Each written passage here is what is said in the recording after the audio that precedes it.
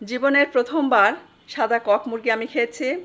প্রথমবারের রেসিপিটা শেয়ার করতে পারিনি, এটা কিন্তু দ্বিতীয়বার যখন খাচ্ছিলাম এক সপ্তাহ পর সেই রেসিপিটা শেয়ার করছি। সাথে প্রথমবার কেন রেসিপিটা আপনাদের সাথে শেয়ার করিনি, কী ত্রুটি হয়েছিল সেই এক্সপিরিয়েন্সটাও শেয়ার করব।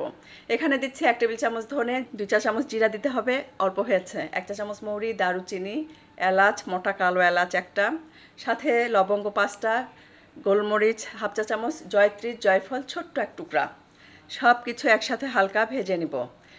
ভাজা হয়ে গেলে দিচ্ছি 1/2 চা চামচ রাঁধুনি দিয়ে সাথে সাথে এটাকে গ্রাইন্ডারে গুঁড়া করে নিয়েছি। এখানে সাদা কক মুরগি, যেটা প্রথমে আমি খুব সুন্দর করে চুলায় আগুনে পুড়ে নিয়েছি, মাংসগুলো টুকরো টুকরো করে নিয়ে খুব সুন্দর করে পানি দিয়ে ধুয়ে নিয়েছি।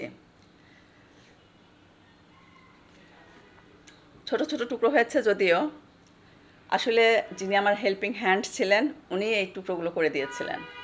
দিচ্ছি পেঁয়াজ বাটা, আদা রসুন বাটা সম পরিমাণে দিয়েছি, একটা টমেটো একদম পাতলা করে কেটে দিয়েছি, স্বাদ মতো লবণ, শুকনো মরিচের গুঁড়া, হলুদ গুঁড়া, সাথে ভাজা মশলার গুঁড়াটা দিচ্ছি সরিষার তেল। শুধু সরিষার তেলেও এটা করতে পারেন, কিংবা শুধু সয়াবিন তেলেও করতে পারেন, কোনো অসুবিধা নেই।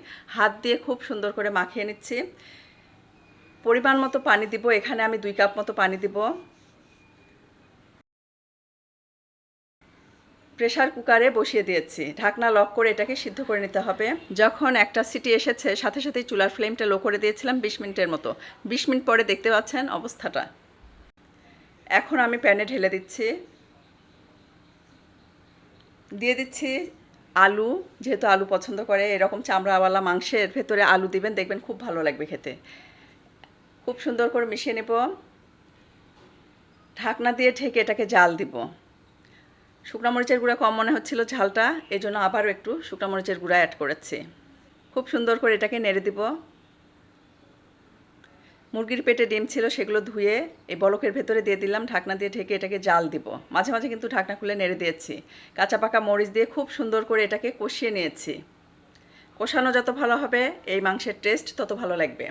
কষানো হয়ে গেলে যখন তেল উঠে এসেছে, ভাজা ভাজা হয়ে গেছে, তখন আমি গরম পানি দিয়ে দিলাম ঝোলের জন্য। ঢাকনা দিয়ে ঢেকে এটাকে জাল দিচ্ছিলাম। ঠিক এরকম গ্রেভি রাখা অবস্থাতে কিন্তু আমি নামিয়ে নিব। এই জন্য নামানোর আগে ভাজা জিরা গুঁড়া দিচ্ছি। এখন আমি আমার এক্সপিরিয়েন্সটা শেয়ার করি। এর আগের বার যখন আমি চিকেনটা খেয়েছিলাম, এই সাদা কক মুরগিটা, তখন কিন্তু আমি প্রেসার কুকারে দেইনি। প্রেসার কুকারে না দিয়ে শুধুমাত্র প্যানে পানি দিয়ে বসিয়ে দিয়েছিলাম। বিশ্বাস করবেন না, 1 ঘন্টা জাল দেওয়ার পরেও সে মুরগির মাংসটা আমি সিদ্ধ করতে পারিনি। পরে প্রেসার কুকারে দিয়ে সেটাকে আমি সিদ্ধ করে তারপর আমি কষিয়ে রান্না করে নিয়েছিলাম। সিদ্ধ হতে দেরি হলেও কিন্তু এই মুরগির মাংস খেতে অসম্ভব মজার। আপনারা কিন্তু ট্রাই করতে পারেন। রেসিপিটি ভালো লাগলে অবশ্যই ট্রাই করবেন, আর ভিডিওটি ভালো লাগলে লাইক, কমেন্ট, শেয়ার করবেন।